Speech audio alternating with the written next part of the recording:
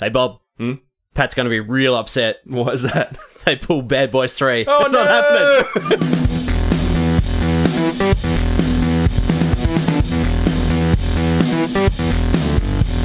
Hello, everyone, and welcome to the Bearded Geeks, the weekly grab bag of topics covering movies, comics, video games, and TV. My name is JX, Beardmaster of Eld. With me today, the one and only Bobby, the Brain Baxter. Hello. I don't know why I called you the Brain. You've got a big, lovely brain. Thank you. In your head, on your shoulders. Good on you. What's under that beanie? Not much. Oh, put it back on! Put it back on! Patrick Brown's not here today. He's got more important Marvel duties. So we've got the one and only Matt Dobson in the room with us today to talk everything The Dark Tower. Matt, thank you for being a guest beard on the show today. My genuine pleasure. Long days and pleasant nights to you. And may you have twice the number. Thank you, so. Not twice that number. Yeah, they really... Did you pick that up? Yeah, I sure did. Yeah, I was like... We'll save that for later. How you been, Bob? Yeah, pretty good. None of that, like, computed at all with me. Yeah, it looked really good. There was guns. Yeah, there was pew, guns. Pew, pew, pew, pew. What about you, Matt? How are you? 7 out of 10. Oh, sweet. Yeah. How do you equate that 7? Well, you know, if I was 10 out of 10, I'd have $1 million. Only $1 million? Million's all you need. Sweet. Yep. So what's happening in your life? We normally talk sort of bullshit. We're like, hey, what game are you playing? Did you watch any good movies? Did you take a dog for a walk or something? Haven't been walking any dogs. I'm playing Mass Effect Andromeda still. Oh, twinsies. Yeah, Bobby's played Mass Effect Andromeda. Yeah, how you going with that? I'm pretty early days still, Yeah. so I'm only on the second or third planet to whatever they call it. It's Terraform or whatever. Yes, terraforming. It's okay. It's okay. It's an okay game. Yeah, I'm enjoying it. I don't think it deserved the level of criticism it got. No, well, not at this point in the game. Anyway, I'm having fun. No, it's pretty good. It's just a bit kind of rough around the edges. So definitely, yeah. Those I was playing The Witcher today. Yeah. And I really upset Yennefer. Because I told you I'm a Triss man. Second time through, I'm 100% Triss. No Yennefer. I shun all her, all her love directed at me. So we did the quest today where you get the djinn and you've got to wipe the spell that's binding them together. And she's like, I still feel the same, Geralt. Even though the spell's gone, I still feel the same. How do you feel?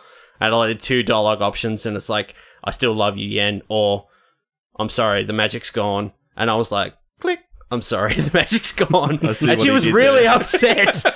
And I was like, I'm sorry, Yennefer, you're super hot, but Triss is just so lovely. But was it Hendrix or Bombay Sapphire? What? Was it Hendrix or Bombay Sapphire? I don't understand the reference. The gin joke. Oh. I don't know. I don't drink gin. I just drink scotch. I got nothing. We died. You're throwing me off my game, man. I feel like I have to perform. Sorry, pal. Today. Sorry, pal. That's okay. That's okay. Bobby, recap. We got really drunk last week. Yeah, we did. And when we signed off, Pat went home and we sat on the couch and got even drunker and watched The Hunt for Red October. I tried to work out what was going on. We're like, what's happening in this movie? There's nothing even happening. What are they doing? What are they talking about? Nukes. The greatest Scottish-Russian accent of all time. Yeah. Is what's happening in that movie. Yeah. We were pointing him out. There's there's Sam Neill. He's a Kiwi. He's not a very good Russian. Who else was in it? Oh, I can't even remember. But yeah, Sean Connery. Yeah. It's like Highlander. He plays, the Egyptian Spaniard with a Scottish accent. I love that movie. Fire the missiles. Get me a sandwich. With a side order of fries. I'm stealing that from somewhere. I don't know what it was. The Late Show or some shit. I don't know. Nothing wrong with that. Schweppes lemonade. Schweppes. Imitation's the best form of flattery. So, I don't know. I got nothing. I'm really intimidated by Matt. He's just like this aura of a man sitting over there. And I feel like I have to perform. Well, Paddy hasn't had a beard for so long, and we've actually got a third. Yeah, we've got a third beard in the room. It's throwing me off. Should I put my pants back on as well? Would that help? Well, nah. It's like looking at a sunrise staring at you, junk. I can't look away. Oh well, we might jump straight into it then. Let's do it. Game of Thrones weekly recap. Season 7, Episode 5, Eastwatch. Bob, you watched it, obviously. Yep. Matt, you watched it? You watched Game of Thrones? Oh, yeah. You're not one of these people that don't watch Game of Thrones? Oh, fuck those people. Fuck those people. I like your answer. So we might go through it. There's quite a bit that happened in this episode. Yep. Bobby? Mm-hmm. Did you think this was one of the better episodes of the season? I think with the setup to everything, I think this was quite enjoyable. Yeah, I don't know. There was a lot that happened in this episode. Like the best, but it was one of those episodes that's piecing together lots of big shit to happen this week coming. I feel like that, ending on the gates opening into the beyond the wall, and you get the whole Magnificent Seven marching through. Yeah, and then you just hear that fucking theme tune creeping up, like rising up slowly, and like, oh fuck, it's the end of the episode. God damn it! You know what was in this episode though? What's that? A lot of fast traveling. Yeah, because Tyrion's like, King's Landing, back to Dragonstone.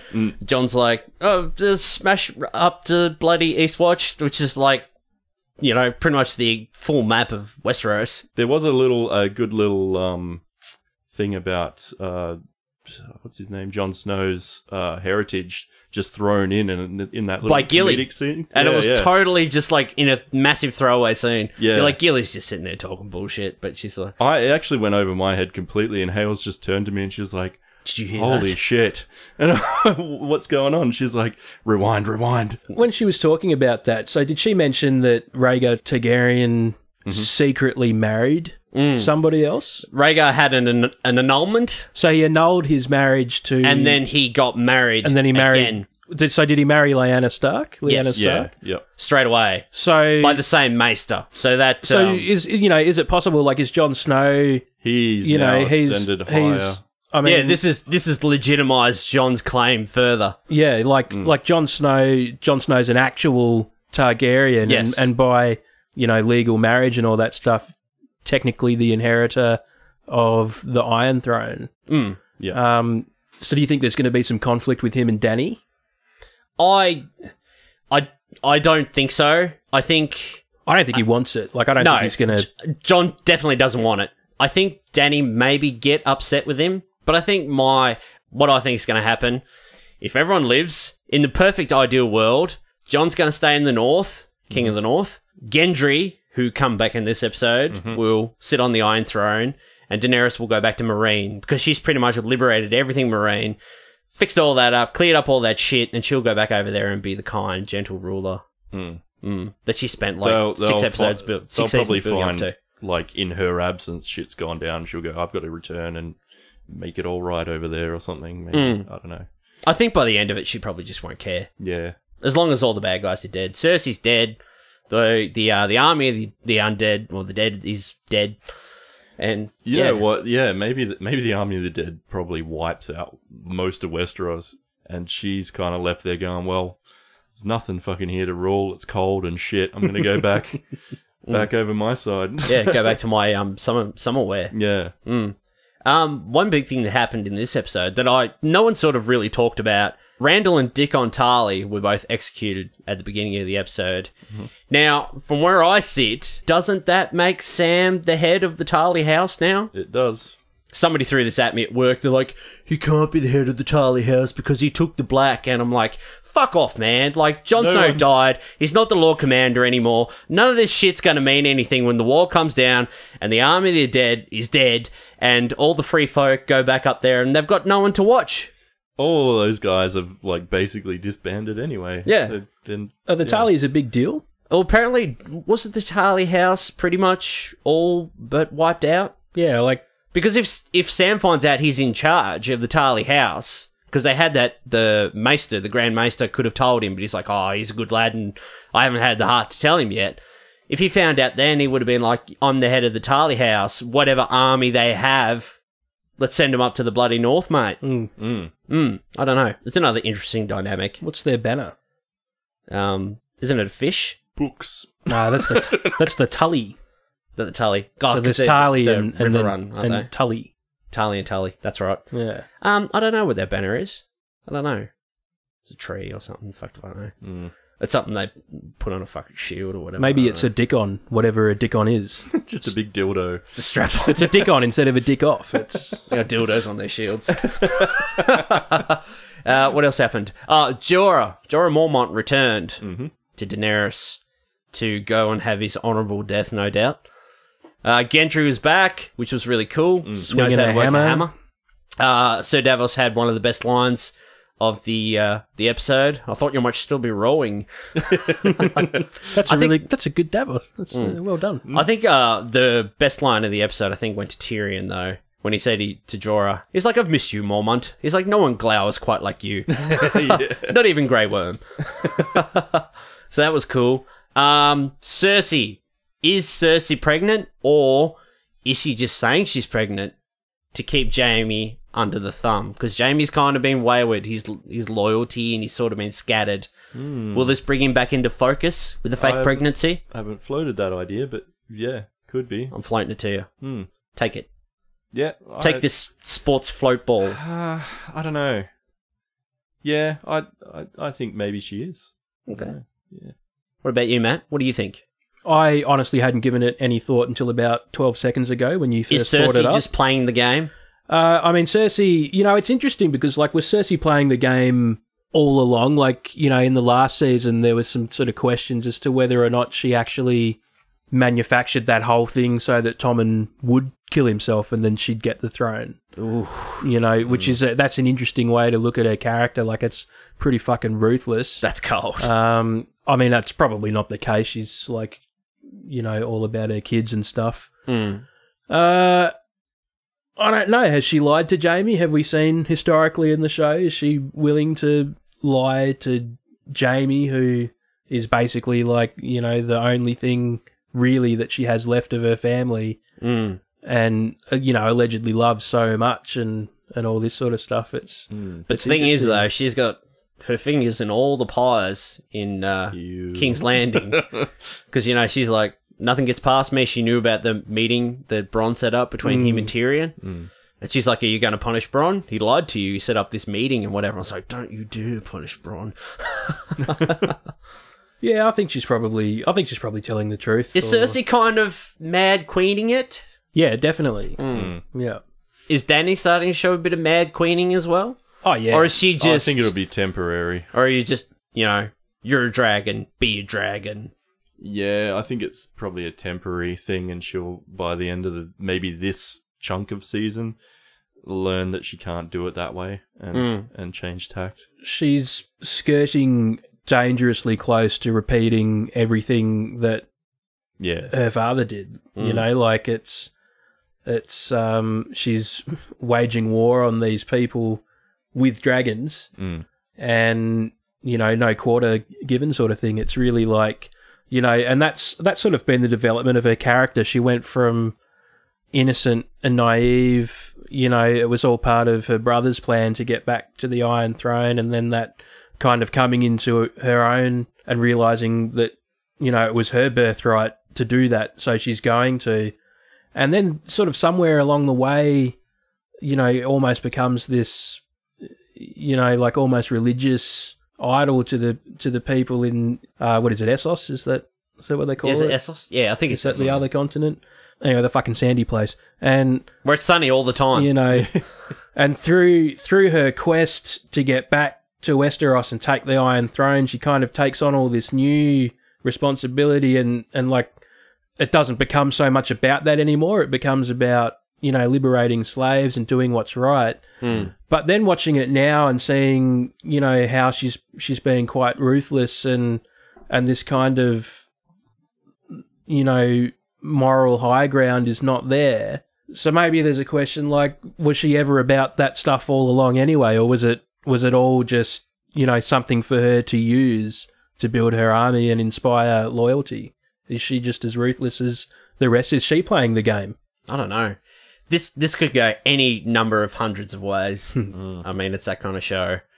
What was I going to say? Oh, Aegon Targaryen. You know why he was mad? Why? Because he was so fucking inbred. Yeah. That's why. That's official reason why he was mad. The official reason. The gene pool was so fucking small. Well, the Lannisters, yeah, they're in that territory. Yeah, they're starting to get into that, aren't they? Yeah. Except all their kids are dead. So. That's what kind of makes me wonder if she actually is pregnant, because they certainly are a fertile couple, those two. Yeah, for sure. Jesus.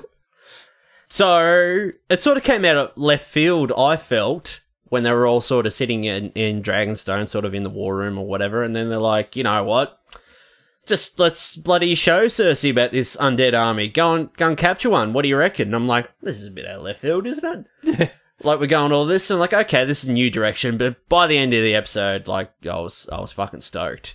I mean, you had the A team of A teams, like, going beyond the wall. Yeah. Oh man, that I've was so always good. dreamed of seeing the Hound beyond the wall. Like, yeah. I fucking can't wait to see him. I Slice mean, up some undead. he gets every season. He gets the best lines of the season. Yeah, every he does. time, and I just like I'm looking forward to seeing him playing off old beardy wildling. I forget his name. Tormund. Bloody Tormund. Like that. It's going to be interesting, you know. And they've been sort of ramping up a bit of the humour this season as well, a little bit, not too much, but I think they've moved away from the books a bit, so they can sort of play with it a little bit more. yeah. I really like Tormund. I don't want him to die because I want him to lead the Free Folk when all this is over. But next With episode, Brienne at his side. You know we're going to lose about 4 of those people, right? next episode, a lot of people are going to fucking die. Yeah. So who have we got going beyond the wall? We've got Jon Snow, we've got Tormund, Gendry, we've got Jorah, the Hound, Beric Dondarrion, and what's his name? Thoros of Myr, the Red Priest. That money shot of Beric Dondarrion grabbing the handle of his sword and it just catches on fire. Oh, fuck. In the next episode. Looks so good. Haven't you seen it? No. Oh, fuck. Oh, man, it's the best. I haven't. I did not see. What, is that in the episode after? I watched the trailer for the next episode. I've He just grabs not it seen and that. and the sword catches on fire. I'm Flaming like, sword. Shit. And I just love that name, Beric Dondarrion. Yeah. It's awesome. It just rolls off the tongue. Beric, don't fuck with me. Don't fuck with me, my flaming sword. Up your ass. White Walker.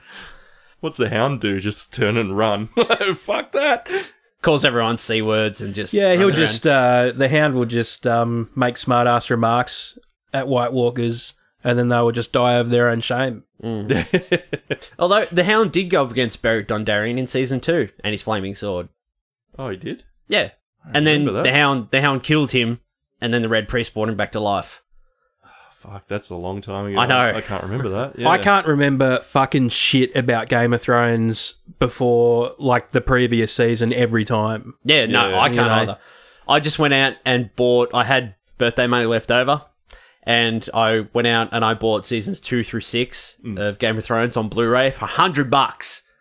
So that was great. I was chuffed with that. So when Season 7's finished, I'm going to watch them all again. Sick. It's going to be an effort, but...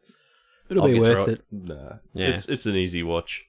They're all fucking good. The Defenders starts tomorrow, actually, so I'll get onto that as well. So that should be all right. For real. Yeah, for realsies. More Iron Fist. Do you think it'll be good? How are you feeling about the Netflix shows?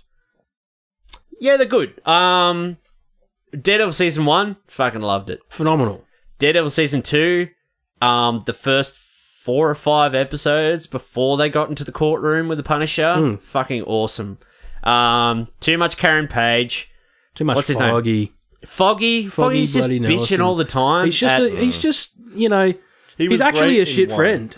He was great in season 1. Yeah, in You're one a shit, mate. because they just sprinkled him in. Like he's not. Yeah. He wasn't a key big thing, and then The lovable supporting character. And now Yeah. it's just like, won't even give Matt the time of day. Yeah. I'm like, just fucking listen to him, man. Let him apologise. Let him tell you what's going on. I don't want to know all about your daredeviling at all. Yeah. I can't deal with this. I'm out of here. Till the next episode when we have this same argument. again. Yeah. There's like one scene in the last couple of episodes. Karen Page gets into trouble. Daredevil saves her. And then she goes pretty much straight from there into another situation where she has to get saved again. This is like less than 24 hours, and both times, like, the same cop sees her, and he's just like, he's got to be thinking, like, what the fuck are you doing to get into so much trouble all the time? Yeah. Also, really love Jessica Jones season 1. Yep. Yeah, I really enjoyed love Luke Cage. I really did like Luke Cage. I thought Luke Cage was cool. Iron Fist was a bit of a fucking chore to get through, but I enjoyed some of that. But yeah, I don't know. More Iron Fist this season will be in the Defenders. If it's more kind of like I'm the immortal Iron Fist from Kunlun or whatever. I can't use my Iron Fist until my chi runs out or whatever. It's just Iron Fist all the time. I didn't watch any of the Iron Fist series. So what was there just not enough Iron Fist action in it, or they just cast a guy who couldn't really do martial arts, really. Like you watch, I was really excited for like a 70s vibey kind of, kung fu show. It's set in the seedy sort of underground of New York City. And it was just kind of like trying to retrofit it to the rest of the Defenders. It was just the fight scenes. The choreography was crap. Yeah. For the most part, like there was some good stuff, but like there's not one part of that show that even remotely compares to any of the fight scenes in Daredevil. No way. The corridor fight in season 1 and then the stairwell fight in season 2. And they're so good and brutal and like Iron Fist, who is supposed to be the greatest martial artist in Marvel Comics, and it's just really it's being shown up by Daredevil, who's a blind guy. And it's just lackluster. It's not. It's not fun. It's not fun to watch. No, any of the fights. And there's a lot of boardroom scenes, sitting around in fucking boardrooms talking. Oh, really? And you're like Iron Fists. Like I think the first time he uses his Iron Fist, he punches the door off the hinges, and then that's it. And then by like the fourth episode, they chuck him in a nut house and they drug him. And then someone comes up to him, he's like, use your bloody Iron Fist, let's get out of here. They're like, I can't, they've drugged me. My what chi. Fucking drag. My chi, I can't use my awesome super martial arts fist. They show that scene of one of the previous Iron Fists. The flashback? Yeah. That was fucking and it's like, awesome. Why couldn't that be the show? Like, that guy's fucking Iron Fist. And he's got 2 Iron Fists. And he's doing it properly. It was just a bit lame. There were good parts. David Wenham was awesome. Yeah, David Wenham was really good.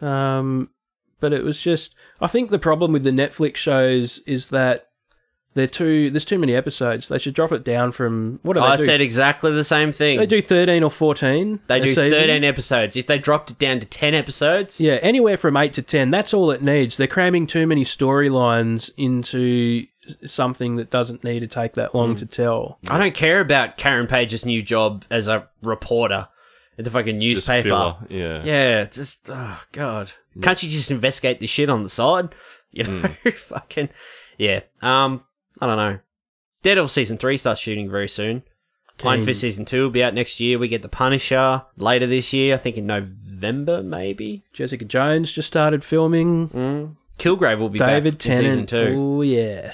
Yeah. I really like Jessica Jones. It was edgy. It was edgy, man. It was dark. It was good. I preferred it to Daredevil. I did too, actually. It just peaked. Daredevil Season 1. I enjoyed the kind of... that sort of neo-noir private detective kind of vibe. And David Tennant was, like a great villain, like just really, really hateable. Yeah. Which is the best kind of villain. You want to hate them. Yep. And I really enjoyed Luke Cage. It was a nice change. It was a nice... the dynamic was different. Getting out of Hell's Kitchen into Harlem. Bobby, you've been to Harlem. I'm sure it's not like it is in the show. In Luke Cage? Well, I don't know. I can't speak from the violent side of it, but definitely the vibe of Harlem feels exactly like the show. It was nuts. Yeah, right. I've only watched maybe 2 or 3 episodes of Luke Cage, but holy shit, it's Harlem. They really it feels sort of like it. Nailed that sort of, I don't know, I've never been there, but that sort of sense of community in the show. Yeah. Yeah, because our accommodation was in Harlem, so we spent quite a lot of time there. But they nailed that kind of feel of the community and stuff, definitely. And we had a drink in Luke Cage's bar out of Jessica Jones as well when we were there. Yeah, you stumbled across it. Yeah, yeah, by accident. We were just like sitting in there. I'm like, what the fuck? This is Luke Cage's bar, and me and my mate Mark were talking about it. We're like, oh fuck! And Patty's sitting there next to us the whole time. And we're back and forth, like, oh, holy shit, we're in Luke Cage's bar. This is Jessica Jones, blah, blah, blah. And Paddy turns around like 20 minutes after we've been talking about it and he goes, is this Luke Cage's bar? The fuck have you been listening to? Oh, bless his soul. Sitting there dreaming about Spider-Man. Just waiting to go to the Marvel offices, get his picture taken in front of the sign. Yeah. All right, so yeah, next week, Game of Thrones. Lots of people are going to get killed. I don't want Tormund to die, and I don't want Jorah to die. I think out of everyone in Game of Thrones, Jorah is my favourite character. Really? Yep. It's Ian Glenn. I don't know, man. And the way he talks, Khaleesi. He's sort of, it's not Scottish, but he's kind of got the Irish accent that trickles through. Yeah, it is a little Sean Connery. I'd go him. I would. Jump his bones. Yeah, absolutely. Get on the grayscale. Grayscale and all. Well, you know what they say, the more Mont that you want... Doesn't matter. Oh, it's died. Yeah. That was good. I was getting there. And this is going to have a huge payoff. It was as anticlimactic as every season finale they have, as opposed to the penultimate episode, which is always really amazing. No, next episode's definitely going to be the best of the season. It's going to be the Hard Home or the Battle of the Bastards. And how many episodes are left? Is this the second last? 2, mate. 2 left. Short season. Yeah. And the next season's like 6 episodes, I think. Fuck that. Oh, but I think they're all movie It's such a big story, I don't know. But, I mean, they'd be on the books now, yeah, so... Yeah. I guess they're just kind of... Do you think they're making it up, or do you think they're getting advice from George R.R. Maybe. Martin as they're to like, how to resolve we're going to it? do this, and he's like, I wouldn't do it that way. Somebody brought this up today, and I was wondering about it myself. Now that they've gone off book and this season, because no one's died yet, but wait till next episode rolls around, but... Do you feel like this season sort of lost a bit of teeth because it's gone off book now? There's not sort of as much stabbing pregnant ladies in the bellies and all that sort of shit? I don't think it's that. I think they know they've got way too many like tendrils of story arcs to like tie up. Got to start wrapping it up. Yeah, so to fuck Which was around. like this episode just gone. There was a lot of like, yeah, right, we've got to chuck all this in, because the whole scene with Jon and Drogon and him talking to Daenerys and Jorah coming back and all that happened in a very short amount of time. They're like, quick, put these 4 things in this 4 minute scene. Go. Yeah. Because, I mean, like, yeah, things like the sort of things you're talking about are generally used to, like, you know, send another character off another path to on a vengeance quest or something against someone else or blah, blah, blah. Where at the moment, they've got so many of those, I think they're just like, fucking, we better plug that hole, plug that hole, plug that one. So, yeah, I just think they're running out of time to fuck around with that sort of stuff. It sucks too, because there's only 2 episodes left and then we're going to wait a whole another 12 months. Yep. Anyway, it'll go quick. It always does. Yeah. Who's your favourite character, Bob? Game of Thrones, if you had to pick one.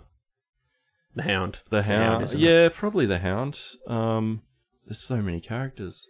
All right, what about you, Matt? I do like Jon Snow too. I do. Yeah, I think he's a good, well-rounded, good hero. I like Jorah, Jon, and Sam. Samuel Tarly. Sam the man. What about you, Matt? Who do you like? If you had to pick one. I'm a Jaime Lannister guy. Yeah, Jamie's cool. You know, and I wasn't always, but I got sucked in to was their such a dick, to their wasn't he? ploy. They did that thing where he was a real piece of shit for 2 seasons, and then He got captured Then he got captured, and then he saves Brienne in the bear pits, and he has that conversation in the bath where he talks about being branded the Kingslayer, and how he sacrificed his honor to save Westeros and that sort of stuff. And it's just like, and they did that to make people go, oh, Jamie's not so bad. And it fucking worked on me. Yeah, definitely. I bought it. We cut his head hook, line, off. We and cut his sinker. hair. What do you think of him now? Bron's also up there with. Yeah, I like Bronn. I like him. Too many good characters. And Tormund. I love Tormund. Tormund's the best. Tormund, Giant's Bane. I'm getting a bit awesome sick of Daenerys. I'm a bit over Daenerys at the moment. Yeah, piss off back to Essos or wherever. Just a bit entitled or something. Back to your fucking pyramid. She seems she's a contradiction of herself, I think. I don't know. I just find her character. I think that's what she's heading on toward, like what I was saying before. That's the path she's heading towards, learning. Like, she's gonna, she'll have a realization point. Either it's her death or she's killed someone close to her. Like Grey Worm might fucking cark it or something, because she'll go out and you know, go in too gung ho, or people will turn on the Unsullied will turn on it. Like, there's so many. I think she's going to come to a point where she's like, I've fucked up. You know, I've become too greedy, or I've become the thing that I was trying to not be from day one. All right, I'm going to throw this question at you, and we'll wrap up our Game of Thrones recap. Yeah. Are we going to see ice dragons? Are we going to get a dragon that gets killed and comes back as an undead ice dragon, or are we going to get... I would watch an ice dragon. I hope we get to see one. That would be fucking awesome. That'd be sweet. Well, it is a song of ice and fire, so and that would cost a lot of money. Yeah. How good did Drogon look in this episode?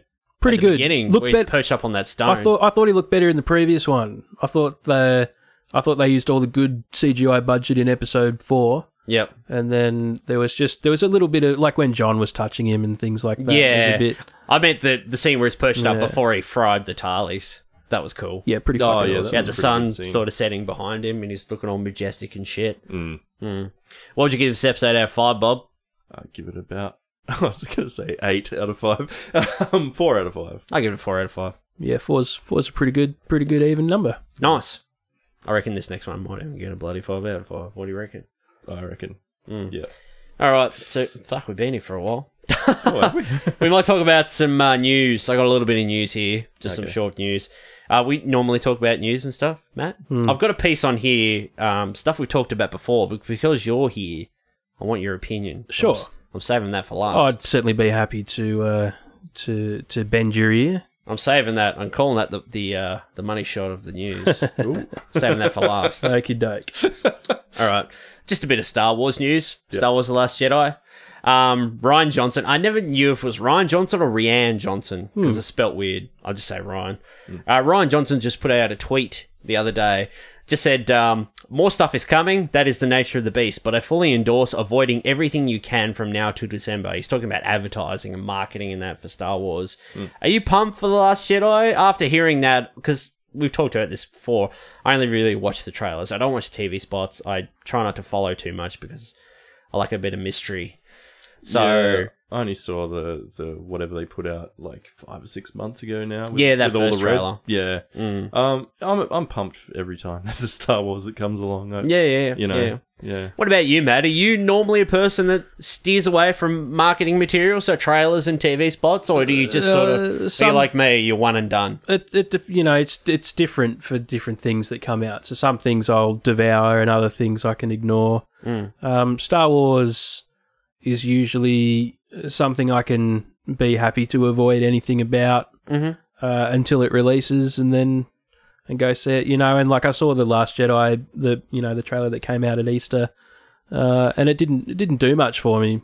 Like the trailer itself, to, like Force Unleashed, like that trailer when Force Awakens, sorry, what is that? A video game, isn't it? Yeah, Force Unleashed. Yeah, I played that game. Yeah, that trailer though was. Like, that set the world on fire. Everyone's like, fuck yeah. Yeah, because it was... We hadn't had Star Wars for and, it played up the nostalgia and all that sort of stuff, and it worked. And, The Last Jedi trailer, I thought was okay, like, it didn't make me excited for it, but... No. But I am excited. I'm more excited for it than I was for Force Awakens. Mostly through, I have seen some interviews with some of the cast members and how much of it is sort of breaking the mold of the Star Wars formula.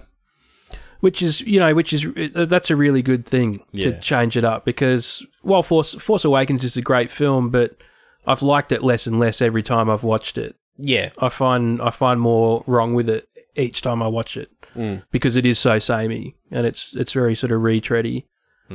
That's sort of where I didn't envy sort of J.J. Abrams for that, because I've watched interviews and that with him since The Force Awakens came out, and they're like, we were in a very tough position because we had these 3 prequels, some of which people enjoyed and a lot of which didn't, Phantom Menace and Jar Jar Binks, whatever. But he's like, we had to remind people what Star Wars was. So sort of the original trilogy, that's why we had to go back and sort of retread these previous beats so people could remember, this is what Star Wars is. There's that feeling, So, yeah, it wasn't, I don't know, not a lot of room to sort of move there for him, but it's difficult because it's like, yeah, you do need that nostalgic boost back into the franchise again, which they delivered heaps of that. But yeah, on the flip side, like, you know, making another Death Star thing, and doing like a part of what was great about the original Star Wars was it was treading completely new ground and like shit that you'd never seen in your life before. Force Awakens felt a little bit at times almost like a parody of itself. Yeah. You know, like you said, a bigger Death Star, like, except this time it's a moon, you know. And I don't know, it was just kind of, you know, I liked it. I'm glad it came out. Yeah, and I own same. it, and it's good, you know, but I'm ready to see sort of a new kind of Star Wars film, which is why I liked Rogue One so much. It was so different in just in form. That was a real like polarizing one, wasn't it? Like, lots of people hated it, and lots of people. Yeah, I'm in the love camp. It was I thought divisive. I loved it. I think it's the second greatest of all the Star Wars films. Same, yeah, yeah. After Empire, you know, I think it's better than the original and Return of the Jedi, because there's no fucking Ewoks in it. See, Bobby's got a little bit of love for the Ewoks. Oh, no, I wouldn't say love. I just enjoyed it. Talking about Starkiller Base and stuff and that, like, I've said this before, but Gareth Edwards, like, he does scale, like, really fucking well. Like, in Godzilla and Monsters, and obviously with Rogue One, like, getting the, what are they, Star Destroyers and that, next to the Death Star, when they're inserting the dish, sort of the dish section. But then in Force Awakens, they're just like, here's Starkiller Base. It's however many times bigger than the Death Star. They're like, ooh, that hologram. Because you're telling us it's big. Yeah. But not really getting that scale, though. Yeah. Classic Not like exposition scene. They love it. That's the other thing about Star Wars. Lots of hand waving. Yeah. There's some kind of oscillator. People getting angry at one another, not deciding what to do. Every movie. But then everyone gets on the same page. But they do it anyway. Okay. So we'll move on to Vader just chokes them silent. Shut your mouth. Oh, that corridor scene in Rogue One, though. That was excellent. Yeah. Money shots. Okay, so I got a bit of a quote here from James Cameron. He was doing an interview the other day about Terminator 3D, and they were talking to him about the possibility of bringing more of his films into the realm of 3D. Yep. I'll just have it here. I'll have the quote. I take photos of stuff, so I don't have to write it all down. I just take photos of the screen. Can't be fucked. James Cameron, 2017. So this is from James Cameron. We haven't proven the business case yet, so ask me again in a couple of weeks if T2 Judgment Day in 3D does well. I think the next title on my list in terms of fan enthusiasm would probably have to be Aliens, before I got to the other titles that you mentioned. Aliens seems to really hold up in people's minds, and that would probably be my next one, but we've got to prove the business case here, so people have to show up. So show up! Okay. Would you... Oh, yeah, Aliens in 3D. Hell fucking yeah. As long as they had those auto guns in there, though, because I love those bloody auto guns. I'd really like him to revisit Avatar in 3D. Can you imagine how good that would look? Didn't they already do that in 3D? The joke just went straight over his Sorry. head. Oh, matey potato. Throwing me off. Pick up my vibes better. More scotch for you, sir. Yeah, I need more scotch. Sorry. I just need to get drunk again for the episode. True Lies in 3D. Hell yeah. Oh, yeah. That'd be something. The Abyss. Fuck, that'd be hard watching 3D. Or Piranha 2. Hell yeah. I don't think I've seen The Abyss before. Was Cocoon a James Cameron one, or am I just fucking remembering that all wrong? You're fucking remembering Who was that? all Who wrong. was Cocoon? I don't know. Was it Steve Guttenberg in that? Fuck, was he? When he wasn't doing one of the 7 Police Academy movies? Whatever happened to him? He's still about. He's on some show at the moment, some TV show. You know, where actors, they fade away, but then they come back on TV and they're good again? Yeah. Yeah. Like I don't know. He's on Bachelor some or something. show. Yeah, he's on something. Probably some Netflix show. Yeah. Anyway, yeah, more Cameron, more 3D. Yeah. I brought this up because you were talking about it on Facebook yesterday. About the Nosferatu remake. Hey. Oh, yeah. Anya Taylor-Joy is going to be teaming up with her director of The Witch, Robert Eggers, for a remake of Nosferatu, which I'm excited about because that would be a cool film to remake. But we're talking about, we weren't. you were talking about with someone else, and I was eavesdropping through the magic of Facebook. So you're just reading, really? Yeah, that's exactly what I was doing. You're reading a public conversation. Bastard. The Witch. What did you think of The Witch, Matt?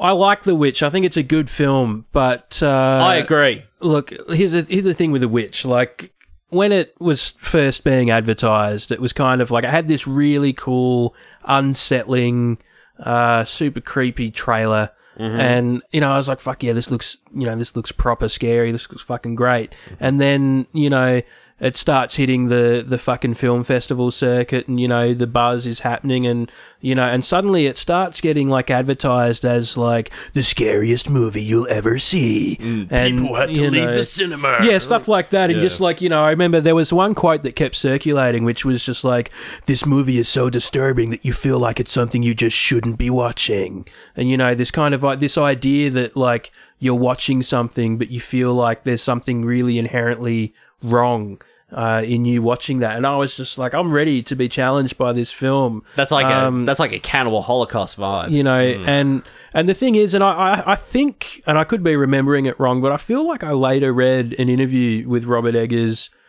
where he said he never wanted the film to be marketed that way, and that's how the studios marketed it. And it is, you know, it is a horror movie, but it's not quite the horror movie that I think it was portrayed as.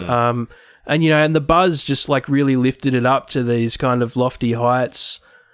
And I watched it, and it's a phenomenal film. It's completely flawless in its direction, in, like, you know, there's the music or lack of, you know, everything, the sound design, the language, the dialogue, the performances. Ralph Ineson as the dad is amazing. You know, I mean, you almost have to watch it with subtitles. It's so fucking hard to understand. Yeah. Because they're or trying to use what they think is the language of the time. And the whole sort of the vibe, the feeling of sort of isolation, this one family sort of living in this sort of meadow. Yeah. And, you know, the sort of that unsettling feeling, especially with the peekaboo scene with the baby.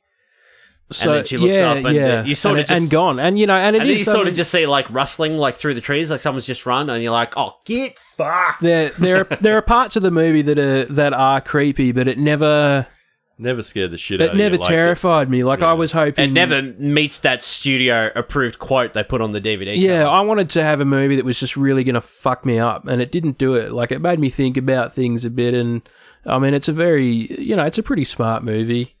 How good was bloody Black Phillip, though? Oh, Black Phillip. That was, you know, and that was cool. I was like, are they going to commit to it or not? And then, like, by the time the film ends, and you're just like, yeah, cool. But then I just felt like the end was a little bit rushed and kind of unearned as well. Yep.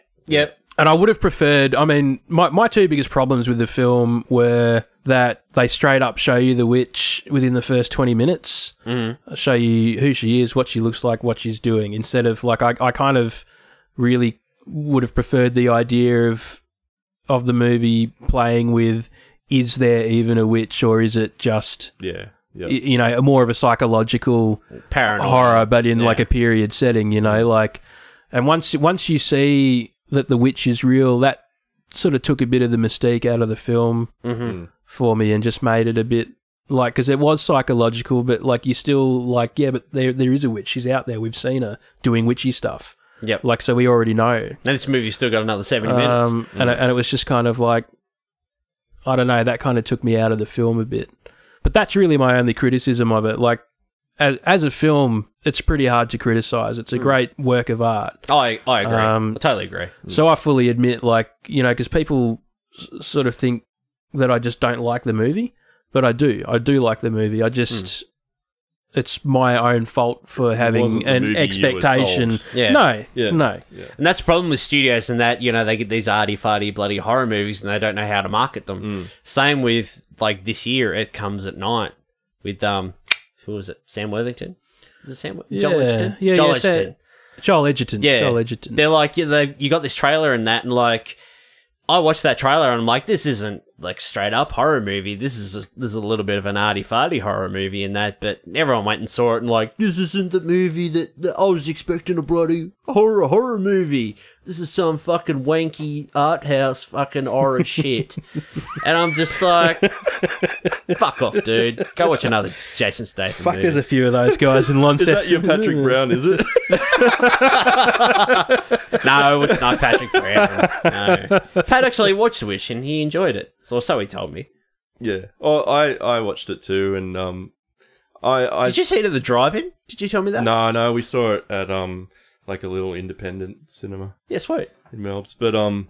But you couldn't have explained my idea of that movie better. I think like I was exactly 100% with you on everything you just said, Ben. Like, you know, it's a really beautiful looking movie. It's like I think the problem was the trailer did creep me out, scared the shit out of me a little bit, and I was like, fuck yes, like horrors don't do that to me anymore. The trailer was scarier than the movie, wasn't it? Yeah, and I haven't been scared by a horror movie in fucking, I don't know, 10, 15 years. Like, I can't think of the last time I was.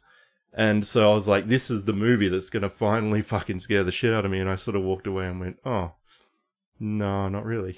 but I didn't not enjoy it, though. Like, I did really enjoy the ride that it takes you on. Yeah, very good. So Nosferatu remake, cool. we've just reviewed The Witch. I'll give it a 4 out of 5. Welcome to this review of a 2015 film. That's good. I'm gonna watch that. Yeah, Nosferatu looks well. No, it doesn't look good because I haven't seen anything from it. But I love the original Nosferatu. I think it's a fucking a great film. You know, early example of German expressionistic horror and all that other fucking I remember the first wank time I watched jargon. It. Yeah, it was great. The scene where they're asleep in the bed and Count Orlok comes in and is all. There's there's so many memorable shots from that film, and I think the way Eggers is gonna, you know, reimagine those is bring some of his wanky arty-fartiness to it. The shadow of Orlok creeping up the stairs with his fingers out, and kind of moving like a spider, and like everyone, you know, everyone has seen that piece of footage, whether or not they know what it's from, but everyone has seen that image in something before. The Simpsons. It's definitely the kind of like aesthetic that vampire Dracula movies haven't taken in a long time, and would be really. I think like he'd be a really good match for this. Just that really, really gothic tonal, like it's, you know. And how much are they going to add into it? Because it's, I mean, the film's not much longer than an hour from memory. Yeah, it's like 60, I think, 3 or 4 minutes. Know, like, I just, I'm really excited to see how it gets reinterpreted. And you know, there's been Nosferatu remakes before. I think there has. I think there was one in the 70s, and there was one in the 70s. Yeah, was it Werner Herzog did that? Maybe I think it was Herzog. Yeah, I think it was. I've never seen it. I've never watched it, but. I remember seeing it not that long ago, actually. I saw the cover, and I was like, I should get that. Have you ever seen Shadow of the Vampire from 99, 2000? I was just going to ask about that. That movie is fucking phenomenal. Shadow of the Vampire it's a film about the making of Nosferatu, right. But in the film, they've got it that Max Schreck, who's the actor who played Count Orlok in Nosferatu, he actually is a vampire. Oh, okay. And played by Willem Dafoe. Yeah. And it's got...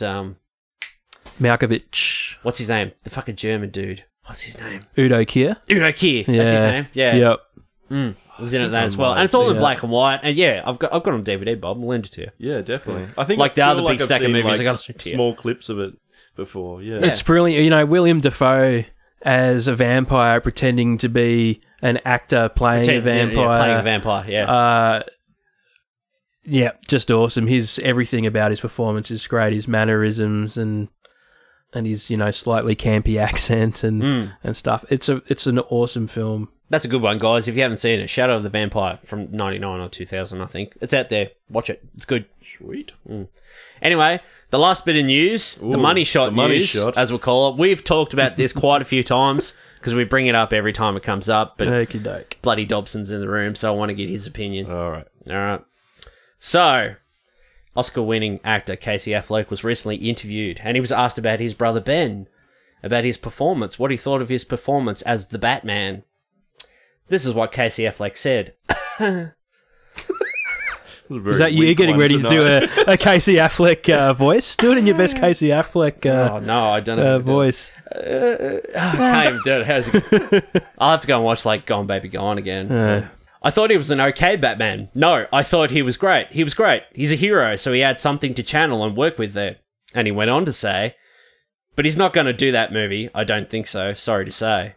But then he went on further to say, is that breaking news? Because I was just kind of making that up. I don't know.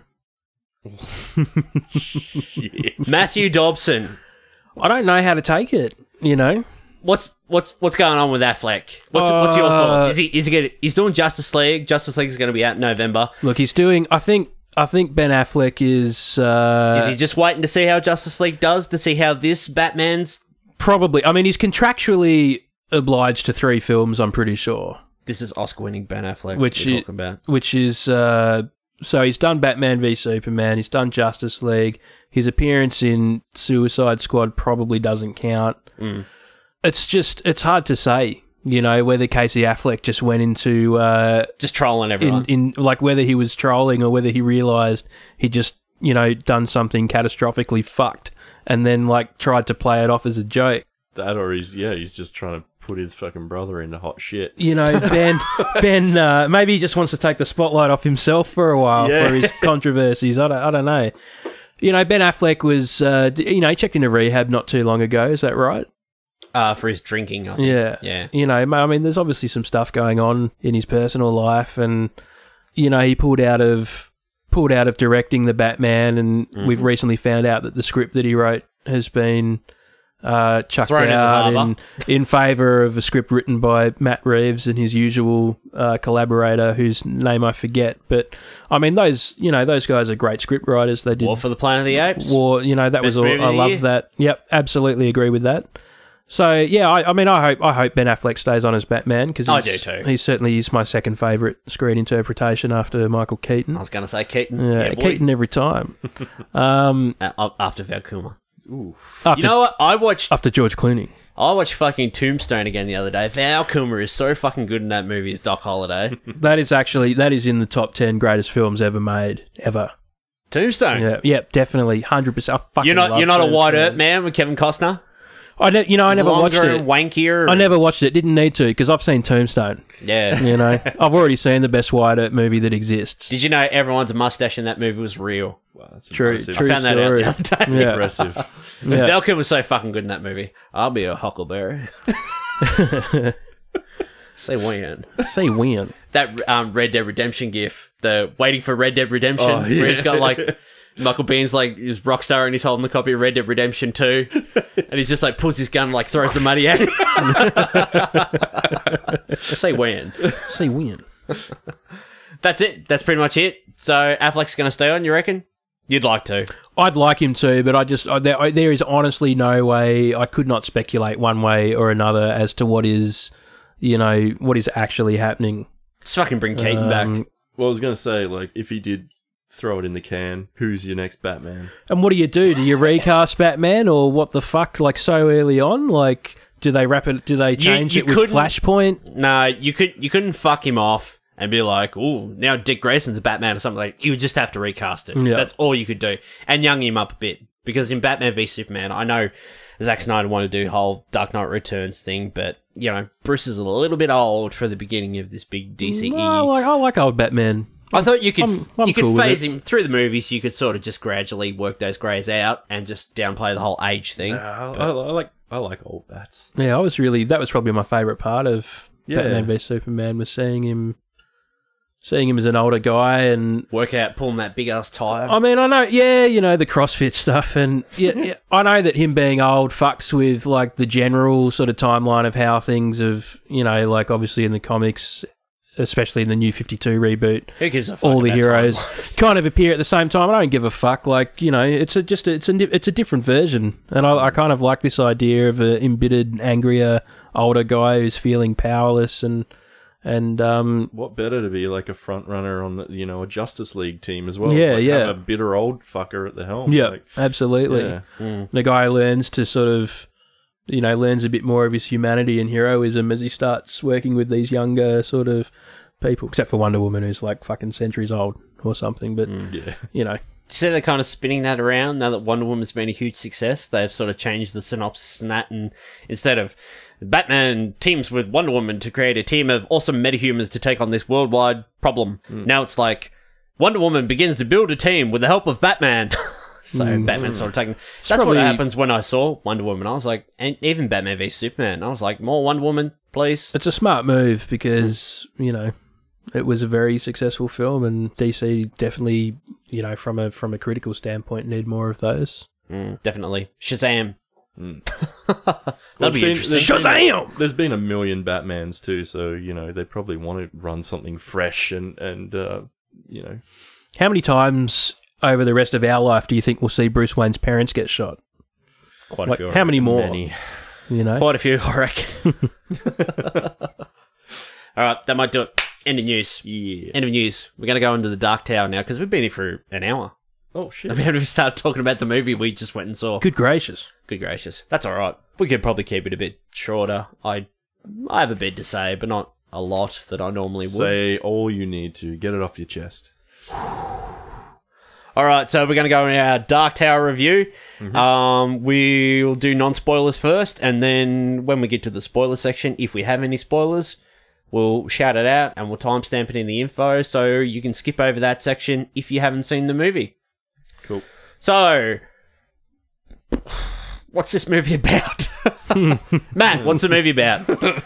So Not the book. It's based the movie around. What is this movie about? So this movie appears to be about a child named Jake, who's you'll be reminded of this about 1,000 times over the course of the film.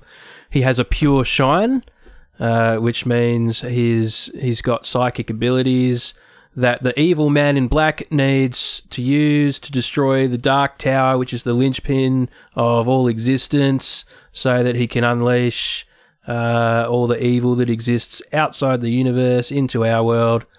And then, as an afterthought, there's kind of also Roland of Gilead, the gunslinger, whose job it is... Who's definitely the main character in the book. Who's on a revenge quest to kill the man in black. Who's killed everyone Roland ever loves. Yeah. And that's basically it. And that's basically it, condensed into a 90, probably 5-minute film. Mm-hmm. I don't know where to begin, to be honest. Just your general. No, what's our? Yeah, we've got a new little sort of review format. We might actually look at it. Hey. First impressions. All right, first impressions. Bobby Baxter. What was your first impression of the film? I don't know anything about Dark Tower or the books or anything except the stuff I told you in KFC. Yeah, and on our previous podcast like months ago. But yeah, look, it was a movie. It was fun. It was definitely a movie. Yeah, we're gonna have to put that on a t-shirt. I enjoyed most of it. So yep. Can't read and talk. What was my first impression? Well, I've read all the books and the comics and all that shit. When the movie started, it didn't start with the opening line from the first book, which is kind of sort of seminal in this series, and it kind of irked me a little bit. But it was okay. They got to that line eventually, which the way they worked it into the film was kind of nice. I was happy enough with it. The beginning, I don't know. Once it sort of started to get toward the end of Act 1 and Jake got to Midworld, I'm like, yeah, this is what I want. This is where the movie should have started. And then you could have just flashed back for 5 minutes, to all that shit. I don't even know where I'm going. My mind's just running a mile a minute. I feel like there's a lot that's not explained for people who don't know the Dark Tower stuff in the movie. So, like, for me, it felt like it moved really quickly because they were just like, jump to this, jump to that, jump to that, jump to that. And I'm like, who are they? Fucking doesn't matter. They're they're evil rat men in skins. And they're like, jump to this thing and jump to that thing, and I was like, okay, but it wasn't overwhelming that I couldn't keep up either. Like, it was very I think my biggest thing with this movie is pretty paint by numbers kind of feeling storyline. Mm-hmm. But I definitely agree with you, like, when they actually when he went through the portal into that sort of, into the... Midworld. That was the most enjoyable bit for me, I think, just because it was kind of like here on this, finally on this fantastical journey, and you don't really know what's in store for him. And then the end sort of just petered out for me. Yeah. Yep. Yeah, the final scene, which we'll get to later, was sort of I think probably the lowest point of the movie for me. But we'll get to that. Matt's just over sitting here. He's just like massive book fan, and he's just stewing on the inside about it.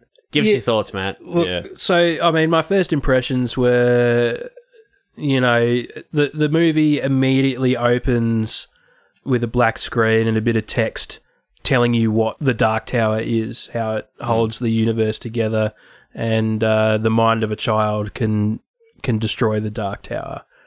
And that immediately tells you what sort of film this is going to be. Like, it takes out any sort of mystique of what the tower is, and it's sort of like, as soon as I saw that, I'm like, this is a Dark Tower movie. I feel like Sony Pictures and is it MRC Studios that they call MRC, it? yeah. So I just feel like these guys kind of looked at this source material and said, the majority of people aren't going to understand this. Let's make not a version for dumb people, but just like a version for dumb people. A version that's going to, the average I'm sure person what they hoped would appeal to like a massively wider audience, and it's it almost feels like let's Hunger Game this. Like a young adult film, like it's definitely, yeah. Which isn't it's not a terrible way to do it. No, felt a bit old fashioned, didn't it? Like that. I felt like I was watching like kind of if this had come out in the 90s and I'd watched it when I was maybe 10 or 11, I would have fucking loved it. I would have loved it real hard. Yeah. But but that was the vibe I got. They've made a movie that they've designed to appeal to a really wide audience to get the numbers and. Well, they don't need to sell Dark Tower books to you guys because you already own them all. Yeah. They're trying to capture that next generation. They're trying to get you to go out and buy a book. Yeah, I mean, but the other problem... Not even me, like, teenagers and stuff like that, True. I feel like, I think the issue with them marketing to sort of that crowd, though, like, because it doesn't do a very good job of selling the tone of the Dark Tower. No, not at all. I was telling Bobby in KFC about Sylvia Pitson and the abortion scene from the first book. The gun barrel abortion. It is. It is the book series is fucked. Like it is. There's some really and really I was kind telling of about it's Stephen King, for fuck's sake. The speaking ring demon. Yep. And what actually happens to Drake, and just shit like that, because probably they'll skip over that if they do another movie. I think the next movie they're talking about, they're going to open up on the beach in the Drawing of the Three and the Lobstrosities. Yeah. So, and Jake and Eddie and Susanna, and so that'll be interesting if it does end up happening. On the whole, I did like the movie, but as a casual moviegoer, just enjoying a piece of entertainment, I feel like it was probably ripped apart a little bit too ferociously. Like, from my mind, like, from what reviews I've read, I'm like, this movie must be fucking unwatchable from what I'm reading here. But, I could follow this movie. I enjoyed, parts of that of it. There wasn't a lot of humor or anything. There were a couple of laughs later on in the hospital scene and whatever. That happens to every book movie, though, ever, because the book fans are always the first to rush in and see it. And then it never lives up to the original source material. No, but it's just... There are some things that could have been done better. Like, the characterizations and, like Matt said, the tone. They could, mix the tone up a little bit more. This definitely feels like a studio or studios who, like, right, we need a bloody hit franchise that's going to kick things off, right? We don't want to spend too much money. Take this. We got the bloody rights for cheap. We own this. Take this. Make it under budget. Make it pretty short so we can get lots of screenings in. And, just give people a taste. Don't go too deep into it. just petter stuff in. If people enjoy this, they'll probably come back for the next one. Let's hope it makes money, which it hasn't. But yeah, I don't know. I'm sort of all over the place with this. I can't. Yeah, it's a weird one. I can't sort of. I mean, it's hard to judge. You know, like being as a fan of the books, you want to love the film. I think, like, I certainly want to, and I think I enjoyed it. But you know, it was also tremendously disappointing in many ways. I'd still watch it again. I would too. But you know, it's just, and it's not even that it's a bad adaptation. You know, like, because it's everything that's different. You know, people are going to complain about things like Jake's parents. You know, Jake's mum being kind of present and nice, and the fact that, you know, his real dad was a fireman, was a good guy. Like, you know, that's totally different from the books to the books, but that doesn't matter because, like, in the books, Bob, Jake's parents pretty much ignore him. They have nothing to do with him. They've got a nanny who pretty much looks after him. Right. His dad's like a TV executive and shit. And he's like a private school brat kind of thing, you know. And but too much backstory to tell in a short movie kind of thing. So I wouldn't think that. I think they just wanted to, you know, use the parent characters as a motivation to explain this version of Jake. And I mean, the way the Dark Tower works in the books is that they refer to all the different worlds as being on different levels of the Dark Tower. And this isn't the Jake from the books. This is a version of Jake from a different level of the tower where he's got parents who were present and nice, and things are a bit different. And that doesn't bother me at all. Like, there's a But the way they've sold this movie is this isn't a direct adaptation of the books. This is actually a sequel to the books. So we can take all the artistic liberty we want and still piss off fans. Like, we can have Roland has the Horn of Held. Okay, that's fine. But how many other changes are we going to make that are extreme changes? Yeah. And honestly, I don't mind any of the changes at all. You know, like, some of it's a bit jarring. Like, it was a bit weird seeing Jake with parents like that. And when they go to the Manny village and they find Ara, Champignon. Aura? I think it's Ara. Do you remember her from the book? She was... It's been a very long time since I've read all the books, so a lot of stuff I don't remember until someone brings it up, and I'm like, oh yeah, that's right, that happens. So in the book, she's the wife of one of the gunslingers of Gilead, and also happens to be, I think they refer to her as being from the Manny tribe. Yep, but you know, I do recall that now. You bring it up. But in this film, you know, she's kind of a seer, which, you know, from memory, they're not in the books at all. All right, I'm just gonna go full book fan here, and I'm gonna throw this at you. What pissed me off is Jake gets to Midworld and Jake's having these dreams. Are we in spoilers yet, or? Nah, fuck it. No one's going to see it anyway. No one's going to see it. All right, spoilers. No, this is one thing from the book. This is not really a spoiler. Okay. It's in the trailers. Jake's having these dreams or these visions, and he gets to Midworld, meets Roland, and he tells him about these dreams and whatever. And he's like, on the other side of that forest, there's a village, and we're going to go see a seer, and they're going to interpret your dreams, your visions. In the books, when Roland wants to find out some deep-seated information, he's got this trick he does. He pulls a bullet out from his belt, and he sort of dances the bullet along the backs of his fingers. He sort of rolls it around and dances it, and he sort of hypnotizes the person in question, and then he can sort of, you know, in a hypnotic state, he can pull all those sort of answers he needs. You know, what actually happened, Jake, you know, you need to remember, and all this shit. And I was just like, fuck, I would have loved to have seen that. But Roland's just sort of like, it's just one little thing that sort of takes away from Roland. Like, you could have had that in there. Like, you could have got to the Manny village and like, okay, we're going to ask someone about this, and they're like, I'm having a bit of trouble interpreting. He's like, hang on, let me help. Pull out a bullet along the back of his fingers.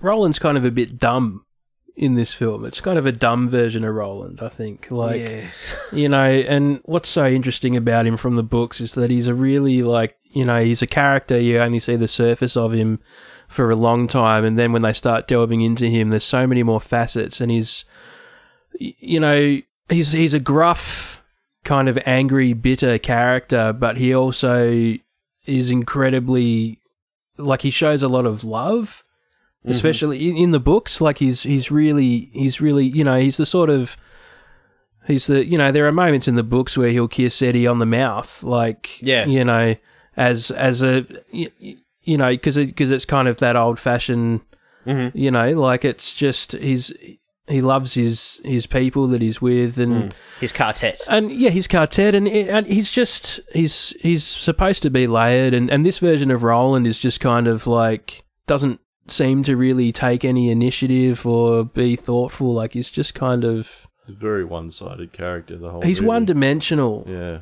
You know, and I was so ready to come into this film and love it and like criticize all the negative reviews that said you don't find out enough about Roland's backstory, and I was, you know, because and the thing is with the books, the first one came out in 1982, and the last one was it 2004? Book 7 came out. Yeah, 2004. And somewhere in between there, so you have the Gunslinger, which was the first book, and it introduces Roland and Jake and the Man in Black, and you don't really learn anything about them. It's just the start of the story, and that's what makes it so good, is that you don't know anything. You get glimpses of it, and Stephen King in the narrative teases these kind of ideas.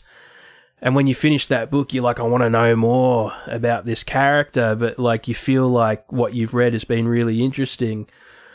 And then you don't find out anything about Roland's backstory until 1996, which is more than 10 years after the first book came out. So I was sort of like thinking, well, you know, I mean, the book set that precedent, so if this is what people are complaining about the film, like they just obviously don't get the source material. But then watching it, it's just kind of like they're right. Like the film, if it had done it in a way that makes you really curious about the mystery, but it didn't have that. It didn't have that at all. It just kind of, instead of feeling like a deliberate move where you're like, oh yeah, they're playing up this mystery aspect and they're going to reveal some more information in later films, it's going to be cool. Instead, it just came off as like, we had to trim this movie down to 95 minutes, so we're just going to cut out anything that isn't directly pertinent to the events that are happening. This is literally all you need to know to get to the end of the movie. It does leave you wanting more, but not in the good way, not in the way Stephen King did it. It just leaves you feeling like you've been, like there must be more information that you need to know, and it's not there for you. Yep. Even small shit for like fans of the book like me, like the guns, for example. The Guns of Eld. The Guns of Eld are handed down through his family from like father to son to father to son to whatever to whatever to whatever. And there's a scene in the movie with Roland and his father, Stephen, and they're both there and they've got their guns and that. And I'm just like, when Roland becomes a gunslinger, he doesn't inherit those guns yet. He gets apprentice guns. So like, they're not the best guns, but they are guns, you know, they're better than anything anyone else has got, you know, the 6-shooters or whatever. Just little shit like that. Like, honestly, Matt, I can't even remember what happens to Stephen in the book. Stephen obviously dies, but I can't remember how. I can't quite recall it either. I feel like Stephen Deschain dies at the Battle of Jericho Hill or possibly before that. See, because even in the books, Bob, there's this battle they talk about, the Battle of Jericho Hill. Stephen King doesn't even write about that in any of the books. The only time that's ever really been brought up is like in the comic series. They brought out a 6-issue series, which was the Battle of Jericho Hill. So that's the most sort of information you find out about that whole battle. And that's where Roland's two best friends are killed. And the horn, and he has a chance to pick up the horn, but he doesn't. He walks away and he leaves it behind, and that's a sort of another big sort of motif sort of in the books and that, and getting to the very end. And in this movie, he actually has the horn, but anyone who read the books will know why. Yeah. What did you think of Matthew McConaughey? I loved him. I did too. He was just oozing. He was oozing all over. That's the best word I can describe it. I thought he looked like a fucking shitty magician. I'll be honest. He pranced around. It looked with like his black vest fucking on David Blaine or something. Yeah, he looked like fucking David Blaine walking around with hair. Just like... You can't say magic in the movie. You're not susceptible to my magics. Yeah. Magics, yeah, probably spelt with a C and a K. Yeah. Yeah, you know, old school. I didn't mind that so much. I wanted him to be menacing. I wanted him to be a bit... Like, he was on the right track, but it's like some bits I was just looking at him going... He kind of just looked weedy and I don't know. Like he didn't scare me the way that I imagined the Man in Black in my mind. You know? It's in the books. The Man in Black, Walter O'Dim, Walter Paddock, whatever you want to call him, Randall Flagg, Richard Fannin, Martin Broadcloak. How many fucking names? The Covenant Man. Never confirmed, but I mean it's we'll assume. Pretty much is. That was a fucking great scene in that book, by the way. So good. What was I saying? Oh, he's like,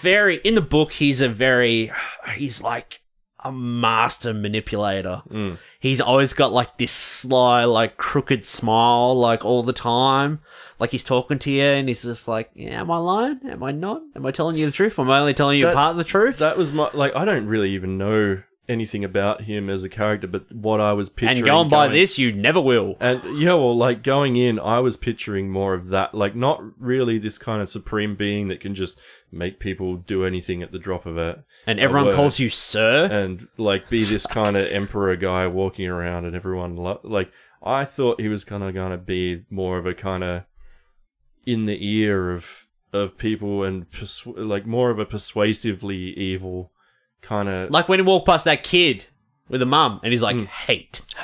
Yeah. I mean, I thought that was good. I like the idea of that, but I think it was almost too powerful or something. Like he needed to be... See, I don't know as much about the character as you guys do, but I felt like he wasn't sly enough. He was just kind of like just the big bad emperor. He was very McConaughey too. Yeah. I don't know. Yeah, I mean, the book that, you know, he was very... I definitely felt like it was the Man in Black from the book, but with some extra sort of stuff, you know, like his powers. Like that. Yep. I don't think I remember anything in the books with him just being able to tell people to do something. No, nothing like that. Do it. But it was still, like, I liked that. I thought that was cool, but the way he acts...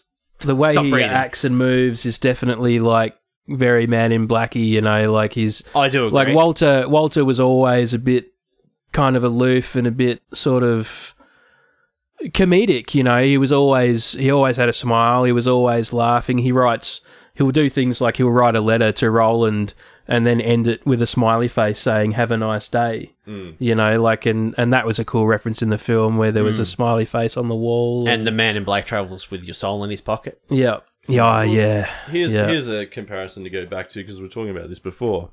Jessica Jones and David Tennant basically have the same power, right? With David Tennant's character in that, and yeah, very true. Actually, very true. Yep.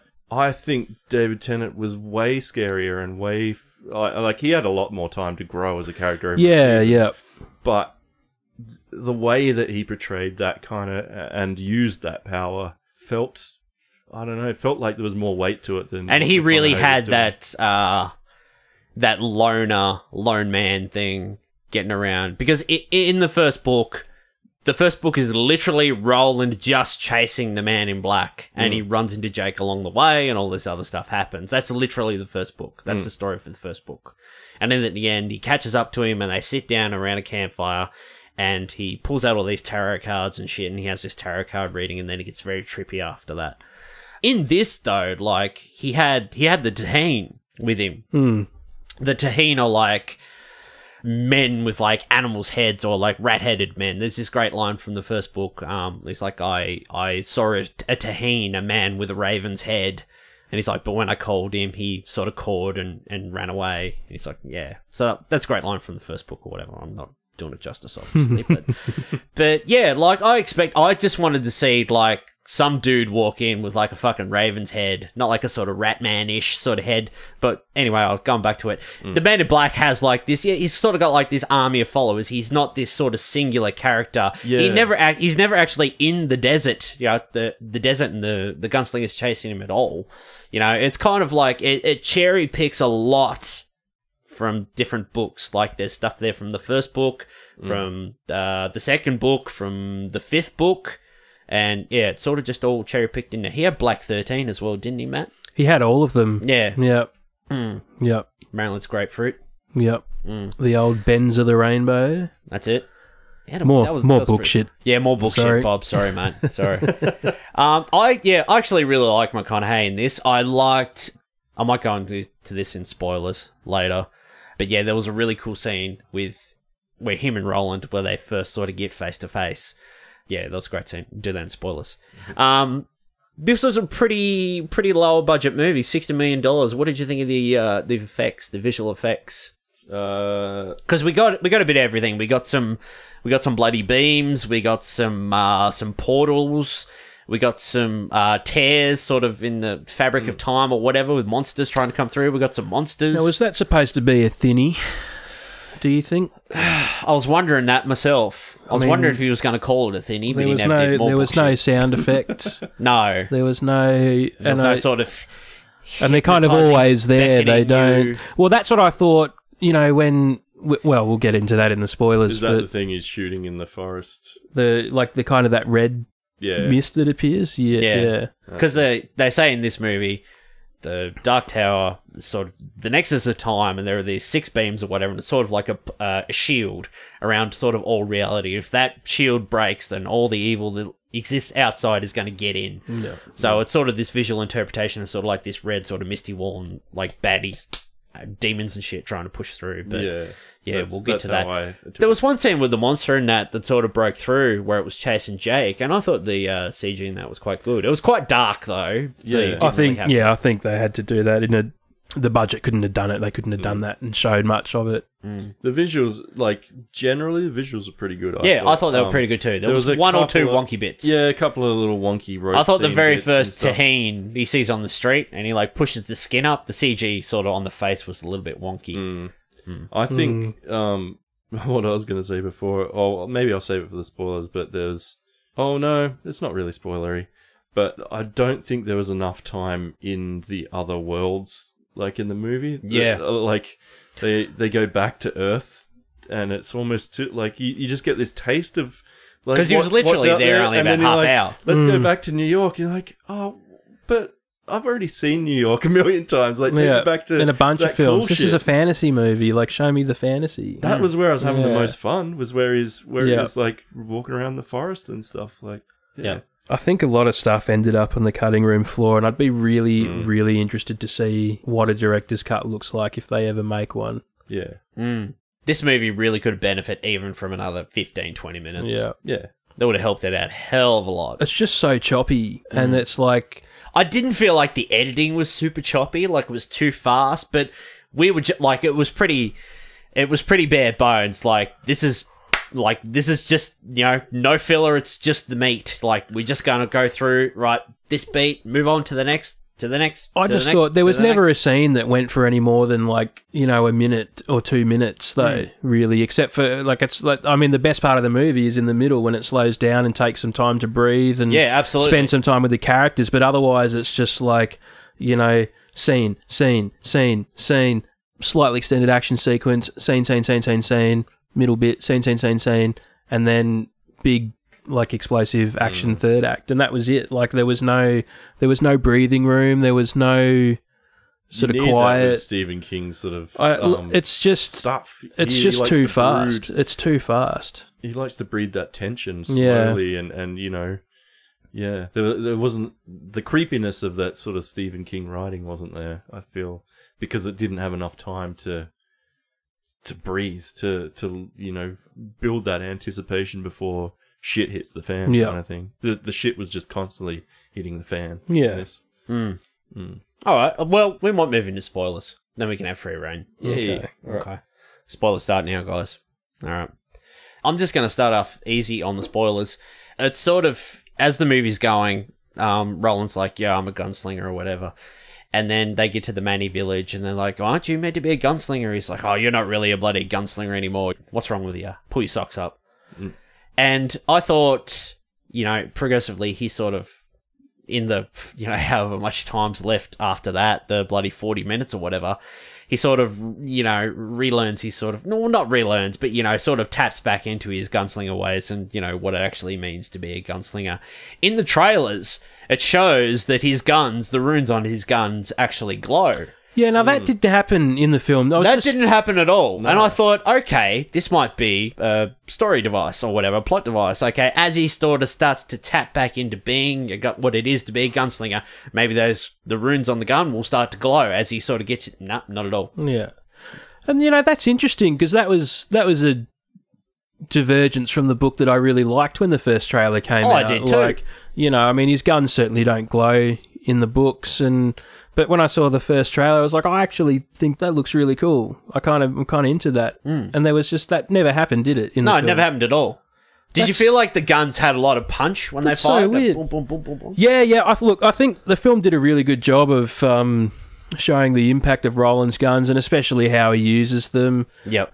There was a little bit at the end where he's like flipping his gun around, which looks cool, but to me didn't feel like something Roland would do. Like, he's not sort of a show-off. No, he's... Like that, his gun isn't... You know, his gun isn't... Short and sweet and to the point. When he throws the propane tank and then he sort of goes... Bang, yeah. And I was like, you gave them all the time in the world to run away. Yeah. Like, you actually hit nobody with that propane tank. And it looked cool, but it just, like, Roland is pragmatic. Like, he's a killing machine. He's not going to waste time fucking twirling his guns around and doing tricks with them. Like, he's just going to get him out and shoot people. Yeah. On the, just to expand on that, how the fuck does Roland know what a propane tank actually is? No, that's true. They might have propane tanks left over in Midworld. I mean, they've got oil derricks and stuff. That didn't bother me at all. Yeah. Okay. Maybe they do in Gilead, maybe. Um, kind of bummed I didn't get to see Gilead at all. Yeah, I mean, that's just one of, like, so many things that this film kind of screwed up. Like, nothing in this film feels earned. Like, Roland's development from, like, this revenge obsessed kind of angry guy who just wants to kill the man in black for killing his father, to being really dismissive of Jake, and then, like, suddenly being all like, oh, I'm going to look after Jake, oh, I'm a gunslinger again. But it's just like the film is so choppily edited that there's just, it feels like there's bits missing leading up to that point for Roland. The kid didn't feel tortured enough either before he sort of went off on his journey either. I felt like that was kind of... He just had a couple of shitty bad dreams. Yeah. And sort of like, bang, bang, bang, shitty parents. Oh, look, you found a portal. And you're like... I think the bit that sort of hit me the most emotionally is when he got home and he found out that his mum was dead. The man in black killed his mum, and there was just this big scorch burn mark, and he sort of broke down a bit. And the old hello there with the smiley face. Yeah, that bit there, and I was bit. like, okay, this is what's affecting me most in this movie. That's sort of what's happening. I believe him. Don't know. I think. Look, all of the actors do a good job with their parts. Like, they do, yeah. Either a serviceable job, or they embody. Like, I really do feel like Matthew McConaughey embodied Walter Paddock as, I mean, especially as he's written in this script. But like, I could read the books and sort of imagine McConaughey if I wanted to. Like, none of these characters look like they do in my head. None of them. But they do a good enough job. Like, Idris Elba didn't have a lot to work with as Roland, but I believe he didn't have. I believe him as Roland. Yeah, that was it would have been cool to see him have the blue contacts and stuff. But it's just, the character development for Roland wasn't earned. The film was too short to do that sort of, to tell that story, I think. And there are so many things that it missed the boat on, like when Roland... I mean, there's a bit in the trailer, or there was a TV spot where Roland says he's been hunting the man in black for hundreds of years. And that wasn't in the film, right? No. There was nothing to the sort of closest Roland gave away to his age is when he was in the Manny village. He's like, I've been a gunslinger and I've been fighting long before most of you were born. Yeah. And there's a lot of them there that are quite old. I looked around the room when he said that and I was like, wait, most people here are the movie does a really shit job of explaining this idea that Roland and the Man in Black have been locked in this battle for centuries because time has moved on, and there's just so many things, like you never feel like you don't really get the sense of the importance of gunslingers, and they sort of try to do it a little bit in the Manny village. Yeah. Awesome to have a character say long days and pleasant nights to you. Not so good to hear him give the wrong response back. Yeah. It's may you have twice the number, not twice that number. Fucking worst movie ever, 0 out of 10. The fuck's wrong with it? But we did get the world has moved on. Has moved on. No talk about Car at all, which is a real shame, which is the Dark Tower's version of Destiny. Fate. Which is also what's inscribed on the ring on my finger here. Oh, it is too. But it was embroidered on a guy's jacket lapel in the Manny village, I noticed, and I thought that was really cool. There were some nice little hints at the book. There's a line the Man in Black says. He's like, one more trip around the wheel, because they describe Car as a wheel. in the book. Yep. And, Kara's a wheel, we always sort of come back to the same place, eventually. So he's like, one more trip around the wheel. And there was another, I'll bring this up. There was a scene where Roland's in the gun store and he gets all these bullets and stuff, and the man in black appears to him through Black 13, so it's sort of like a magical apparition. He's not actually there in person.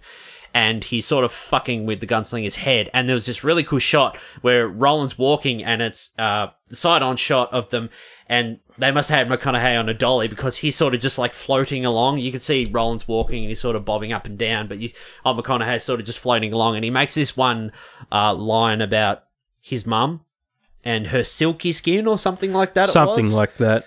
Because in the book, Walter is actually in the days when Gilead was still about and Roland was a boy.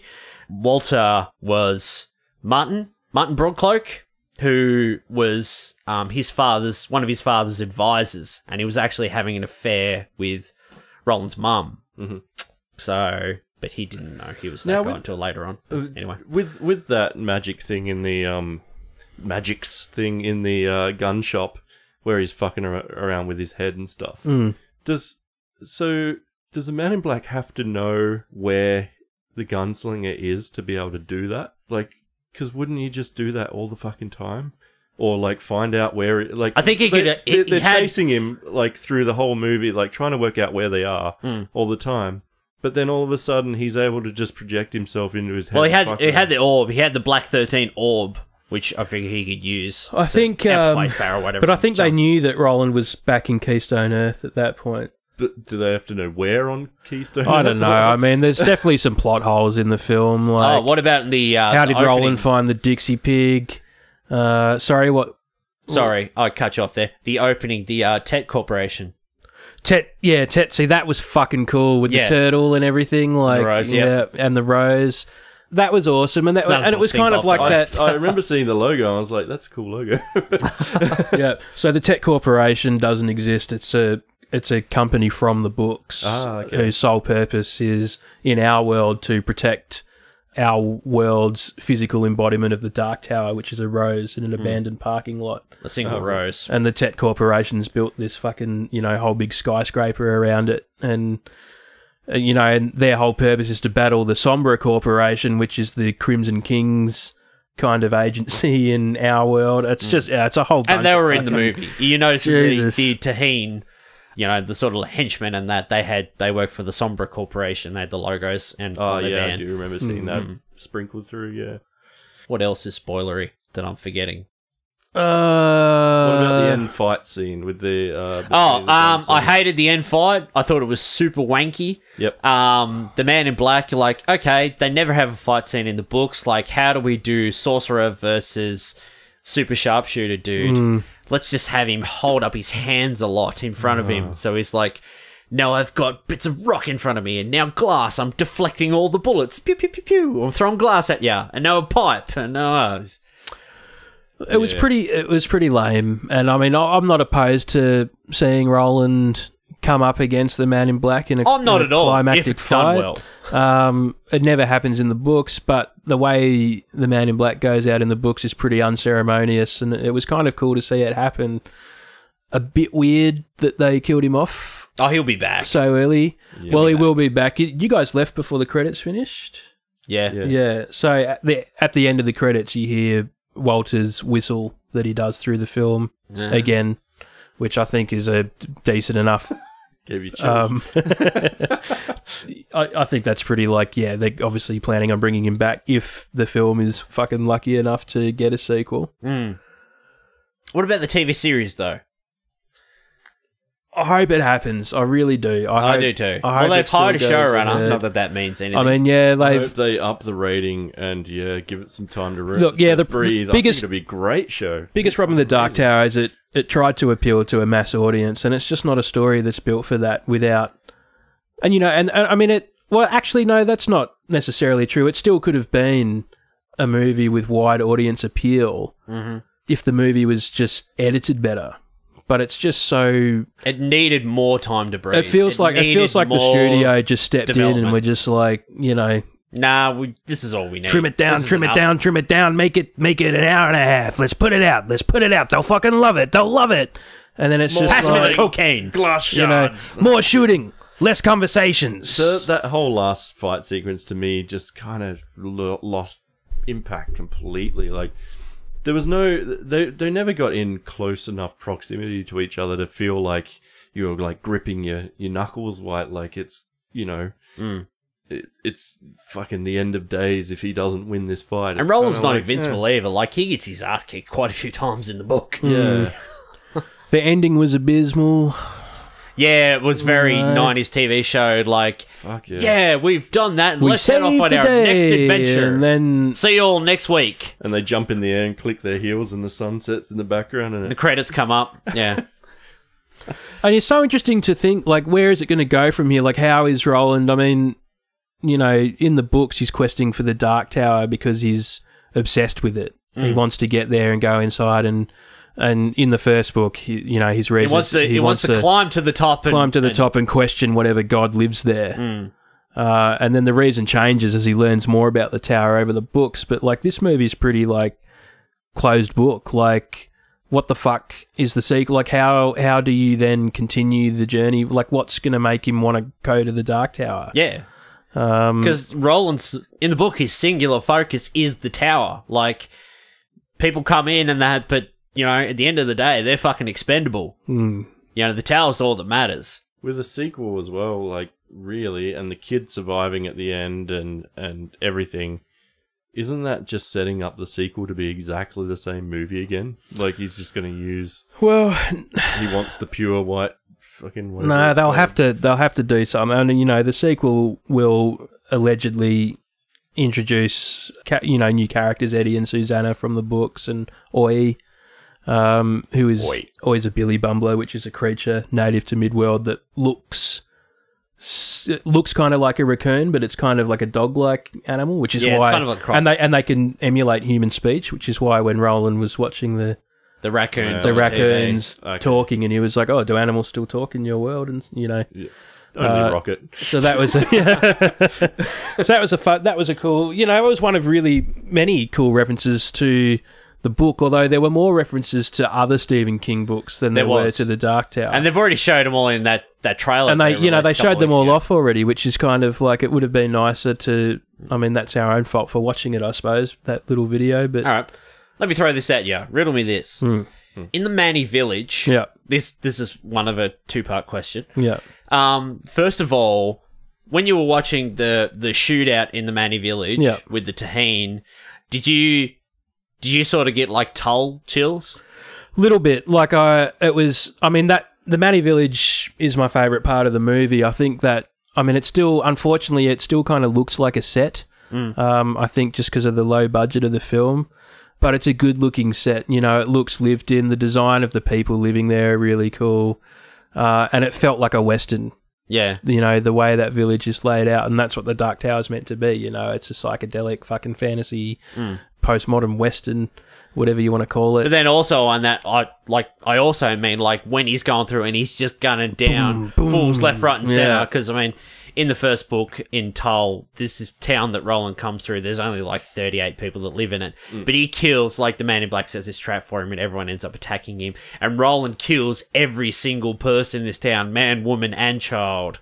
It kills like 38 people, like, in this town. And, like, I just sort of got that, it sort of reminded me of that scene from the first book. Like, he's just going through and he's just mowing, like, they're all bad guys. They're not any innocent bystanders or whatever, they're getting killed. But he's mowing down bad guys left, right, and centre. I'm like, ooh, this is kind of like Tull. But then, also, the second part of my two-part question, the scene from the trailer where Jake gets taken and Roland's listening and he fires, like, through the window and through the washing and takes out the one dude. When I saw that in the movie, I was like, oh, man, because it was played out a lot longer in the movie, and it was like... That was the only breathing moment in the whole movie, I felt like. I think that would have been the best scene in the movie if it wasn't in the trailer. Definitely. Yeah, they shouldn't have put that in the trailer. They should not have done that. That would have been the fucking money shot of the trailer. I would have been like, whoa! That was the best bit of the movie. Yeah. That was fucking awesome. Because it was the first time that it slowed down at all. Like, and it sat there it felt like fucking eternity while he's just like his heartbeat slows, and yeah, it was awesome. And all the sound dies out, and he sort of hears like tools Rustling clanging, and yeah. I thought it was kind of shit when Roland was that monster came through. We'll call it the thinny, and like pins him to a tree, and he drops both of his guns. Yeah, and it's just kind of like, I mean, okay, so like dropping one gun. Maybe I'll allow that. Maybe he'd drop his guns, maybe not. But then not two guns. The fact that he's encouraging Jake to come and pick them up, and it's just like you don't touch another gunslinger's guns, like. I don't think he did he? He didn't encourage him. He told him to run, and then Jake. Did he? He made. I thought I might have misheard it then, because I thought he was. And then Roland afterwards said, "He's like, that was brave of you to go for the gun." Yeah. Okay. That was Sandalwood grips. Not so bad. Thinking about Roland's character, like, I think it would have been more interesting because he's such a killing machine. Because all he does in the entire movie is kill bad guys. Like, he never shoots the wrong person, or never like shoots. No. Like, there's no consequence ever to like anyone that he shoots. Like, it would have been interesting for him to have shot someone that was like not the right. Which is why the movie should have ended with him killing Jake instead of them having hot dogs and going off to live happily ever after in Midworld. Yeah. On the next episode of Xena Warrior Princess. And that's why the next one he could be fucking suffering from making that mistake. Yeah. Well, that's what happens in the first book, in the Dark Tower. Roland meets Jake in Midworld. Initially thinks he is one of the Man in Black's tricks to fuck with him. It's a trap. Man in Black set a trap for him. Takes him along with him, knowing full well that if he gets in his way to the Man in Black in the Dark Tower, he's going to have to sacrifice him. And like comes to love him, and then they get in an altercation in like a mine or a mountain, and Jake's going to fall off this ledge, and Roland can either save him or continue going after the Man in Black's on the other side of the bridge teasing him. He's like, "Come now, Roland, or miss me forever, or miss out on this chance forever." And he lets Jake die. Yeah, Jake falls. Right. There are other words than these, and that's the whole like. Roland is not a likable guy. No, he's really like. I mean, like he's likable, but he fucking makes really selfish, really shitty decisions. And to see it just would have been so much more poignant and so much better at the end of that film if instead of saving Jake from this fucking chair that taps into his psychic energy to do. What should have happened is Roland should have... The kid should have just said, "Kill me." He should have acknowledged that he'd forgotten the face of his father. This is what the learning curve should have been. It should have been Roland's given up his quest for the tower to protect the tower, to go for his quest for revenge, and then learn over the course of the film that revenge isn't important, and what is important is saving the world, which means protecting the tower, and protecting the tower means... sacrifice, and it should have ended with him sacrificing the kid to stop the tower from being destroyed. Instead of shooting through the portal to free him, he should have just boom one through the head. Yeah. And you could have had that classic line from Jake saying there are other worlds than these. You need to go to them and protect them. Like it would have been a fun spin on a classic part from the book. And it was just too kind of candy-coated Hollywood mainstream. Cut and dry, yeah. Because the studio would have been like, no way, like, this is too much. We don't do downer endings. No one will accept this ending. We don't kill kids by shooting them. You've got to look at it like critically as well. Like if the movie was exactly as it is, but that ending was the original ending where Jake dies, how different would it have been received? They're like, okay, this is pretty sort of cut and dry movie, except at the end it has the balls to kill a fucking kid at the end. I think that's the biggest... I wonder if because they were keeping the PG rating on this too, Yeah. So I reckon maybe that came into play. No blood in this movie. No blood at all. Oh, you see a bit when he shoots the guy, the Tahine in the head, you see a spray come out, which I thought was cool, but nothing otherwise. A guy gets set on fire and you don't even see it. But yeah, it's just like the biggest mistake that this film makes is that it's too scared to push it. It doesn't go dark enough. It doesn't go violent enough. It doesn't. It plays it safe the whole way. There is nothing unpredictable in this film at all. See, halfway through, I was watching the movie going, why is this movie cop so much shit? I was actually enjoying the ride quite a lot till about the halfway mark, maybe a little bit further, and then it's everything that we've mentioned tonight. It's like just fell flat, fell. It's an entertaining enough movie. And then went. While you're watching it, it's fine. Like, I was just like, yeah, this is all right. Like, it's not doing, like, obviously what I'd want from a Dark Tower movie is to be as emotionally affected as when I watched Lord of the Rings for the first time. And just being so impressed by how well they've adapted a book. And, and then the Dark Tower had no sense of wonder, no sense of mystery or something new. It felt pretty samey and predictable. And that's probably the biggest problem with it. Like, it's a watchable film, but it should have been more than that. Yep. They even hinted the Crimson King quite a few times, but none of that's touched on. Yeah, and they could have mentioned him a bit. I mean, they sort of allude to him in a dialogue piece from memory, but yeah, it was just like, and they don't have to give up all the mythology in one movie, but if they're going to tease parts of it, explain it properly. Either don't show any of it at all, or take the time to get your audience invested in it. Also, how annoying was Jake's mate? The kid, would he have like a Brooklyn accent or something? Yeah. It sounded really fake. Yeah, he was a bit of a nothing character, really. I don't even know what his purpose was. He was not. There was no purpose to him at all. No. There was a minute and a half of character development for Roland we could have had. Yeah.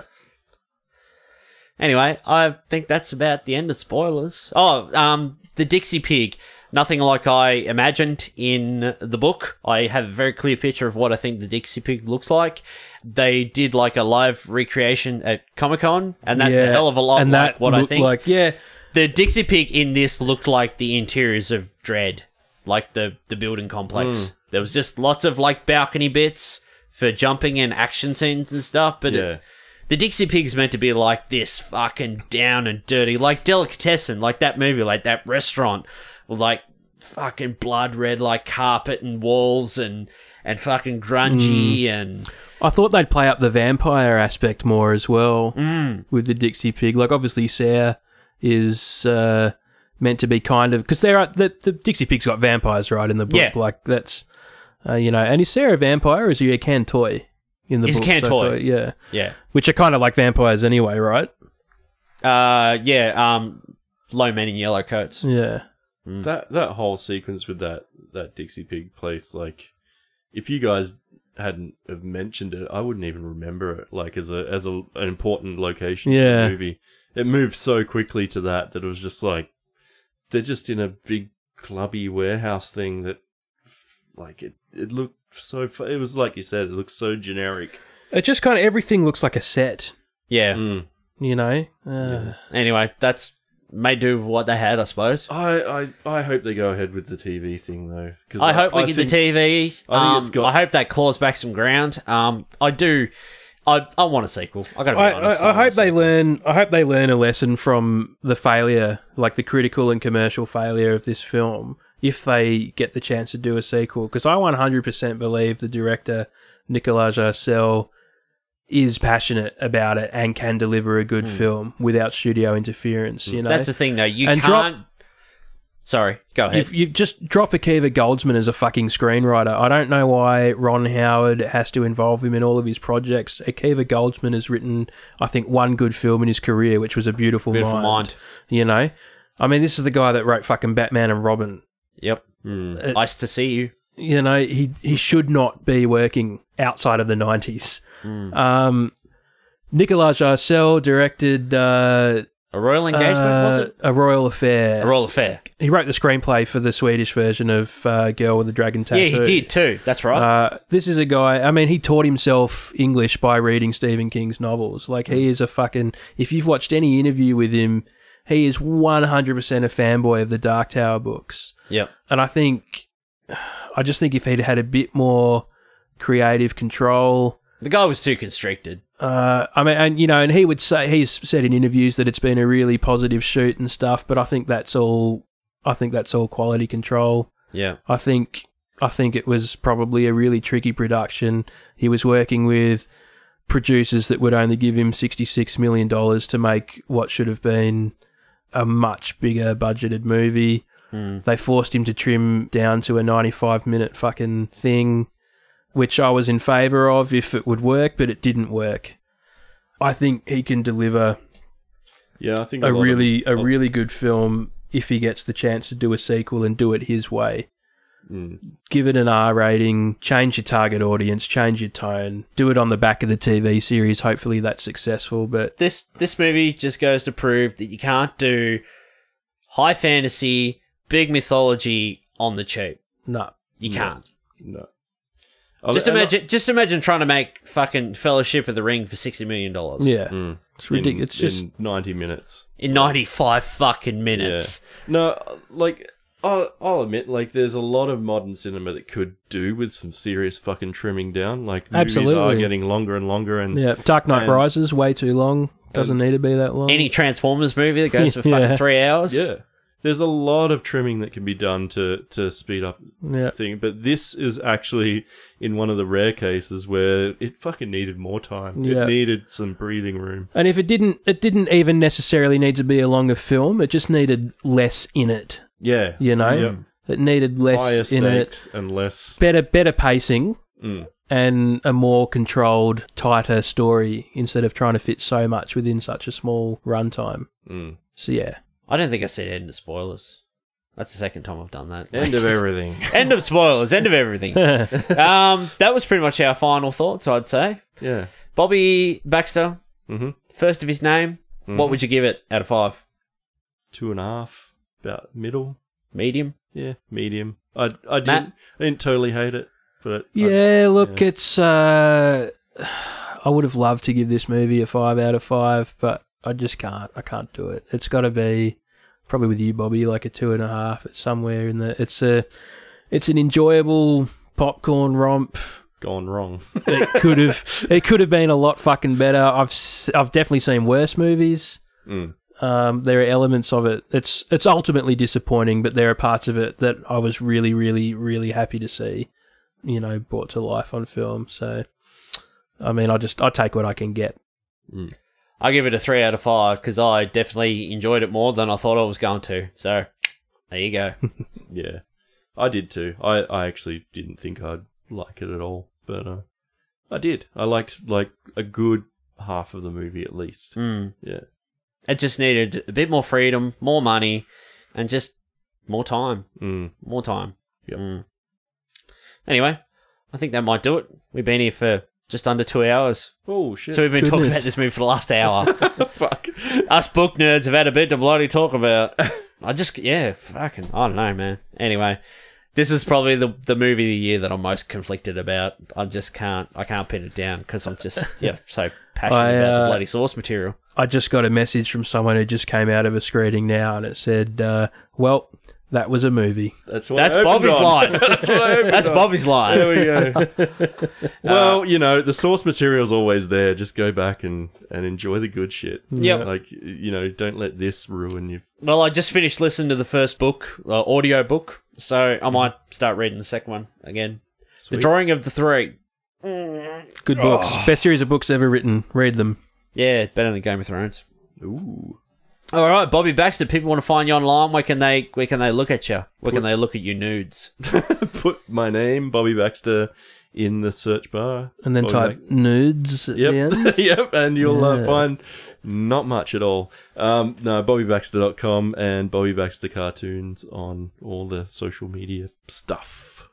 And if you want to find the Bearded Geeks online, you can go to Facebook, facebook.com/BeardedGeeksPod. We're on Instagram at the Bearded Geeks, on Twitter at Bearded Geeks Pod. If you want to buy a sweet t-shirt or a nice mug or something, you can go to some nudes. Or some nudes. Just now, we're going to start posting nude photos of Bobby on t-shirts. Suggestive saucy poses. Hey. You can go to TeePublic. They'll probably be on special. Yeah. I don't know where. No. Cut it. Put that quote on there. No, I'm not cutting that. That's definitely staying in. TeePublic, search for the Bearded Geeks. Buy a t-shirt, whatever, if you want. We're on iTunes, SoundCloud. You can listen to us there. Download the show. If you want to leave us a nice review, feel free. Is that what you're going to enter? Is that all I normally say? I think so. PatrickBrownArt.com and Patrick Brown Art on Facebook. Yeah, he doesn't. And he's on Instagram. He doesn't need a plug. No, he doesn't need a plug. Bugger. Who? That guy you met that one time, remember? Nah. That guy? Nah. He wears his own artwork around on his t-shirts all the time. Oh, that guy. Yeah, it's a bit bloody wanky. That guy. I didn't sign this. Good. Sorry, I was looking in the mirror. I've got nothing to plug. Not even wearing a If you shirt want, with your if you own want to stuff. buy the Dark Tower book series and you live in Launceston, come see me at Collins Booksellers, and I'll fucking sell it to you. Be my genuine pleasure.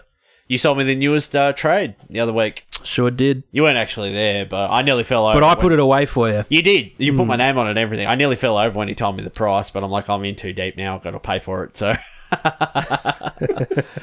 anyway, that might do it. The Dark Tower. Go bloody see it.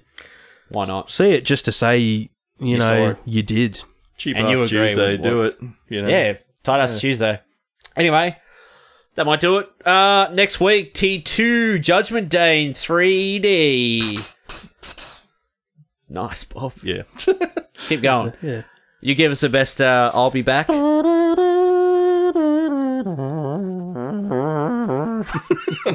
My trombone. I dig it. I went like to it. shit. Yeah. All right. Many thanks to Matthew Dobson for coming in, filling in today. My pleasure. Thanks for having me. Would you like to come back in the future, Matthew? Certainly. Absolutely. Well, you're not welcome. Oh, well, Just kidding. that's, Always. see you guys later. From all of us here in the Beer Cave, we want to say thanks to everyone who likes, shares, and subscribes, and we'll see you next week on the Bearded Geeks. Long days and pleasant nights. See.